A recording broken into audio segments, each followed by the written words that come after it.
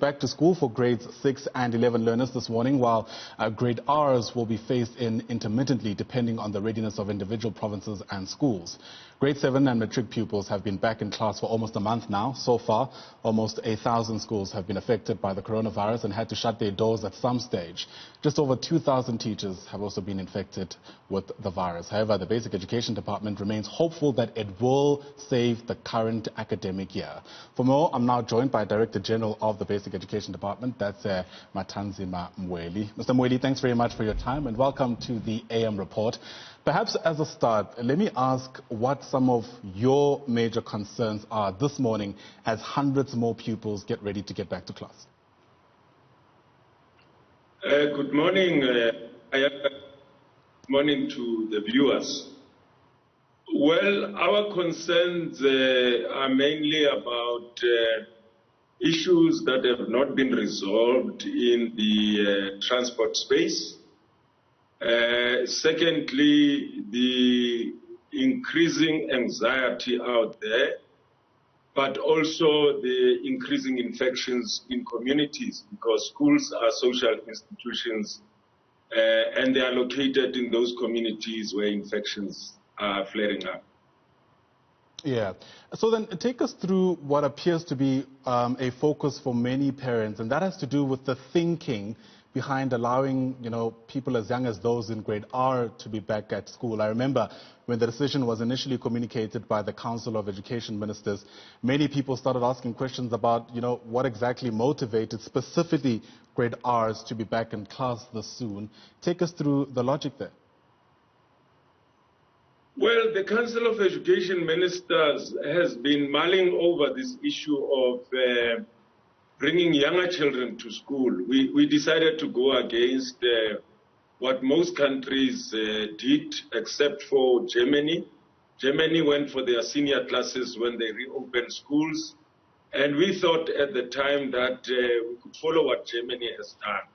And the rationale behind that was that you need to establish human infrastructure because you're doing something that you have not done before.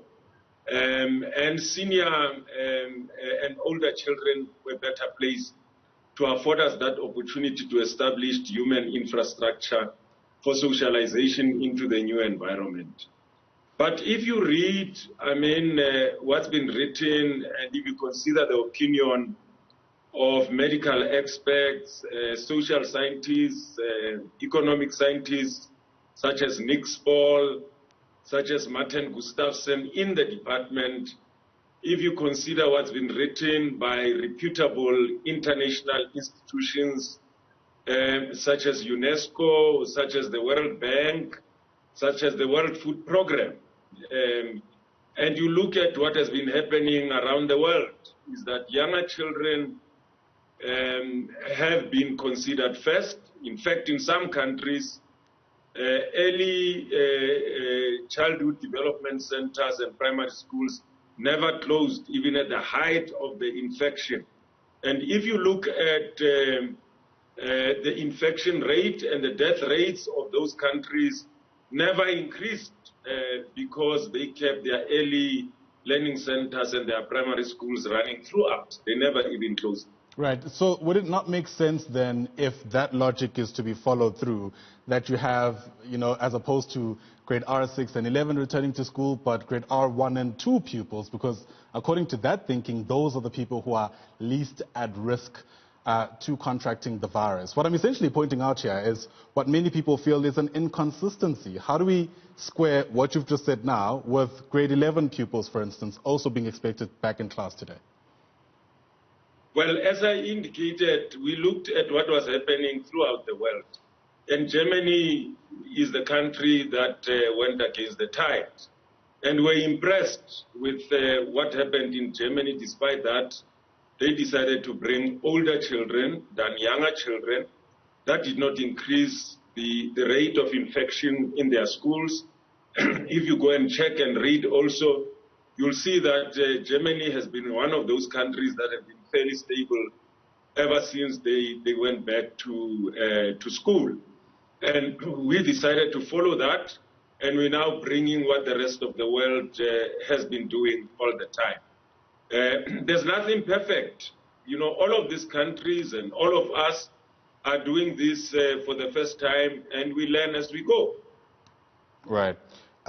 There's also been a lot of concerns raised, I guess, about the psychological impact once a school has registered a case of COVID-19. I think NAPTOSA being one of the unions raising that particular issue. Take us through what support is provided for the school once a case has been registered, keeping in mind, of course, that because this is largely uncharted territory, anybody thinking that they might have been in contact with someone who's tested positive for COVID-19 typically undergoes quite a bit of, psychological strain or distress. How are you attending to that aspect of the multiple issues you're facing? Ayanda, that's a very important point. You know, you can get ready with your masks, your marking on the floor, your sanitizers, and every material, COVID essential material that you require. But you're never 100% ready, psychologically for anything of the sort, given the fact that we're experiencing it, all of us, for the first time. And you never get fully prepared emotionally and psychologically. But what we did as part of preparing for the reopening of schools, because we're benchmarking with other countries, they said to us, you need to get your psychosocial support ready. We met with each and every province and carried out an audit of psychosocial support services from provincial level to district level up to school level. And we made sure that each and every province, has got functional school-based support teams, functional district-based support teams. We even said to them, you need to tap into the capacity, the expertise of NGOs in areas where schools are located. We've been working with Live and many other NGOs, working with higher education institutions to supplement, the services and the skills that we have. We even advised the provinces to even go to faith-based organizations, which also provide quite a lot of psychosocial support. Right. And that's how far we go. And as I said, for something like this, you're never 100% prepared. There'll always be a glitch there and there, but we are working with provinces to make sure that teachers and learners are supported during this difficult time. Right. In the midst of the uncertainty, very quickly, Mr. Mweli, it's important, of course, to have scenario planning. As part of our social media this morning, we asked people to weigh in on whether or not they feel that there is enough still at least available for us to be able to save the academic year. And many are actually just calling for the year to be shelved, at least for now. Has the department at least conceptualized what the worst case scenario will look like in, the process to further reopen schools? Ayanda, the advice is that you don't make decisions in the midst of anxiety and fear. You allow minds to sober up.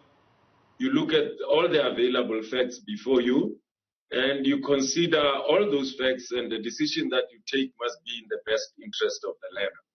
But as I've already said, if international organizations such as UNESCO, World Bank, World Food Programme, international and our best medical and science experts in South Africa, if they are saying that we need to continue with schooling, Professor Karim himself, who is a leading expert in this matter of the epidemiology that we are faced with, having spent over 40 years of his life. He was interviewed several times and asked whether schools need to continue. Without exception, in all instances, he said schools should continue. And not only that, Professor Madi from Wits, the other professor was also interviewed with unions yesterday. He said, look, the reality is the infection, 80% of the infection comes from adults, doesn't come from learners. What would be the reason for us not to continue with reopening schools? But I must say, our plan is not fixed. Our plan is very flexible. That's why we had planned to bring back 52%. We're only bringing back 20.6%. That's the nature of the flexibility of our plan. We're also trying to balance public opinion, although a lot of public opinion is not based on any medical evidence or scientific evidence, but we do consider it. So, but my question was, is there an idea of what the worst case scenario is likely to look like? And as you answer that question, Mr. Mweli, we're also getting news, for instance, this morning that the Eastern Cape has, backtracked on the decision to allow any more pupils to get back to class from today. Can we get your immediate reaction to that decision, considering, of course, the multiplicity of issues in the Eastern Cape as well? Well, there's no backtracking. I mean, all MECs were interviewed at a media briefing yesterday. And that's what the MEC of the Eastern Cape announced. And that was not the first time. They've written a letter to the minister. The Premier has communicated with the minister.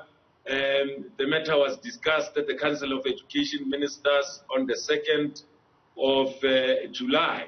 And that intention of the Eastern Cape and all other provinces on how they are going to be phasing in grades was extensively discussed and was agreed upon, and that's part of the flexibility of the plan, predicated on the risk-adjusted differentiated approach in phasing in grades. So do we know when those pupils, the grade R, 6 and 11 pupils, will be allowed to get back to class specifically in the Eastern Cape?